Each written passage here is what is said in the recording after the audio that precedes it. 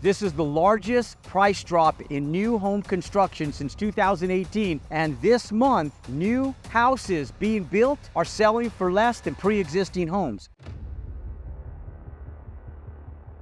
For the first time in over 5 years, new home construction trumps the price of existing homes. And take a look at the numbers nationwide. Some of the homes in some of the most dominant cities, like Sacramento, like Austin, places like Salt Lake City, places like Dallas, Texas, and some of the most pronounced cities across the United States, where inflation had went rampant and housing prices have went through the roof, are now experiencing a solid compression in new home construction prices as high as $54 per square foot. Now, if you look at that nationwide, the average mean of new home prices in excess of existing home prices is only $3.50. So when you look at this from an abundance of the cities that have the largest growth, you're seeing the biggest compression in those cities. For example, San Diego, Salt Lake City, Los Angeles, Austin, Washington, D.C., Tampa, Florida, Phoenix, Arizona, Sacramento, and Raleigh, North Carolina are amongst the top cities right now that are experiencing the biggest compression in new home prices nationwide. Now, when we look at these new home prices, we look at the median average home. Now, the biggest reason for the average median home for getting compressed between the prices of $200,000 and $450,000 is because the average median home buyer is sitting in the cusp of $70,000 to $105,000 of income earned annually per household. And so when we look at this, we're looking at a compression of the overall market with where people's expendable income is and the average median home. Now, one of the things that Zillow says that builders are doing today to account for these reductions in prices, because they were aware a year and a half ago that they needed to pivot. So what large builders like D.R. Horton, like Pulte, Lennar Homes, KB Homes, and some of the largest builders across the United States are doing today, in lieu of making these homes more affordable, is they're actually going in and where they're doing their short plats, their subdivides, and they're actually taking the large parcel of land that they're purchasing, they're subdividing the land in smaller parcels so that they could fit more homes per acre on individual lots than they would have otherwise. Now, ladies and gentlemen, if you're going in, you're turning dirt into dollars, and you're looking at being able to go in and generate profit subdividing land, understand that in today's market, with the increased price of both land, commodities, and building costs, you can go in, and I always tell people, the price per home doesn't reflect on the size of the lot, it reflects on the size of the home. The way banks and lenders look at housing is based on price per square footage. So when we're looking at comps, there is a threshold of reasonability, as though if one lot has like 5 acres and one has like a postage stamp 1/10 of an acre, there's obviously going to be a variance. But when you're comparing a 1 acre lot to like a 1/8 acre lot and it has the same size home on it, for point explained, one of the biggest things is being able to get the same price per square foot between the two builds. When you go in and you make the land slightly smaller, you can get larger density, take advantage of the upside of the land, and then go in and reduce the overall price of the house. Now, new home construction, what new home builders are doing today is they're reducing the overall size of the home. So when you look at the average size of the home, they've actually reduced their square footage on average nationwide by 94 square feet over the last year-over-year sizes that they were actually building in 2022, moving into 2023. Now in 2024, as we move into 2025, the houses have gotten slightly smaller. The average lot has reduced its size by over 450 square feet, which is the average size of a single-car garage. Now, I always tell people, one of the biggest things, ladies and gentlemen, is when we're buying land, we're building houses, don't panic based on the fact that the average median home is reducing in price. Because when you look at the overall volume of homes in general, one of the biggest cusps in the market is in the average median home pricing, because that's where the vast majority of homes are being sold. When we go back and we look at the average upper median home buyer that's earning between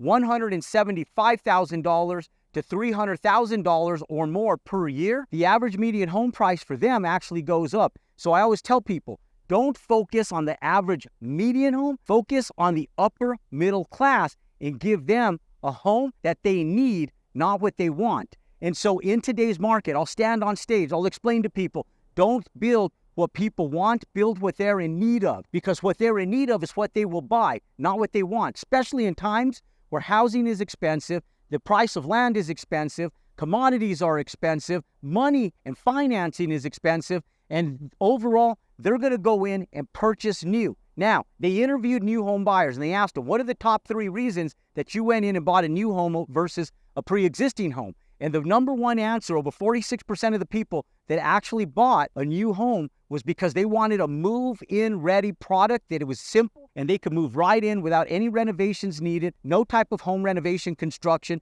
and they could slide right into that home. The second reason was because of affordability and buyer's incentives. Because right now, people can go in and buy a brand new home versus an old home for a slightly better price. And because of that slightly better price, they're also getting buyer's incentives, which are a contributor to some of the lower pricing. And then number 3, because of the energy efficiency that exists in new homes versus pre-existing homes. Because of the new energy codes that exist nationwide, and most cities have already adopted the new energy requirement codes that were implemented in 2018 and are now a requirement post-2024, home buyers know that they can save every single month on their energy bills with new home construction. Now, with that said, what does this lead for the future, and what are people doing today, builders specifically and investors, to sell their products so that they can go out and take advantage of new home buyers and move product so they can continue migrating through the market as these unprecedented times are in front of us? Now, one of the biggest things is 61% of homes that are being sold right now are being sold with some type of buyer's incentive, meaning that builders are either offering a buy down rate on their mortgage, or they're offering towards closing costs, which on the forefront of the first few years of their mortgage actually saves the end user quite a bit of money, thousands upon thousands of dollars in mortgage and interest fees because of the buy down rates and because of the reduced price of closing. Now, those are the 2 largest contributors that builders are giving to buyers right now to help continue moving inventory and to continue to stay on top of homes being sold consistently through this existing market. Now, with that said, ladies and gentlemen, the best market to be in is in the upper middle class. I tell people, in times like today, don't build homes in excess of $1 million. The ultra wealthy, which start to sit in the luxury market once we get in excess of $1 million in the vast majority of the United States. Now, I know that there's exceptions to that with the big 5 cities across the United States. But in spite of the big 5, we know that the vast majority of the United States is sitting between the upper middle class of $500,000, $500,000 to $1 million. The average price per square foot right now today, nationwide, is between $209 per square foot and $225 per square foot. When you get into the upper median homes in the nicer, more echelon areas across the United States, you can even push upper median numbers between $275 to $320 per square foot, which is the sweet spot to really make larger profits. Now, with that said, go in and build homes between 1,700 square feet and 2,700 square feet. Stay within that cusp. Unless you're in a city like Dallas, Texas, or Austin, Texas, where in Texas everything's bigger and better, you're going to go out, stay under 3,000 square feet. Outside of that, ladies and gentlemen, stay under 2,700 square feet of buildable under air square footage when you're building new home construction. You're more conservative. You're building what people need, not what they want. You're going to give somebody a house that has 3 bedrooms or 4 bedrooms, 2-car garage or 3-car garage, 3 bathrooms inside that house or better,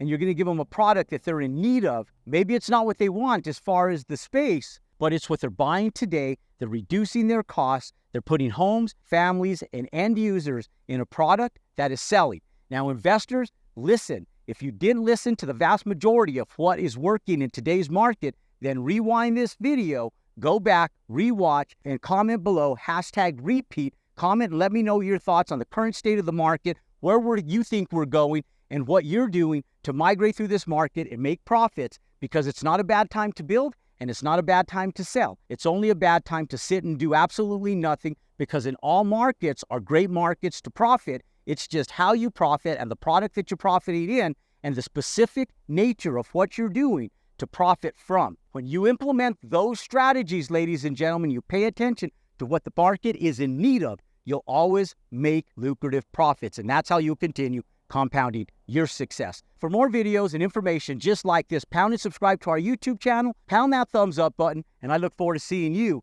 next time.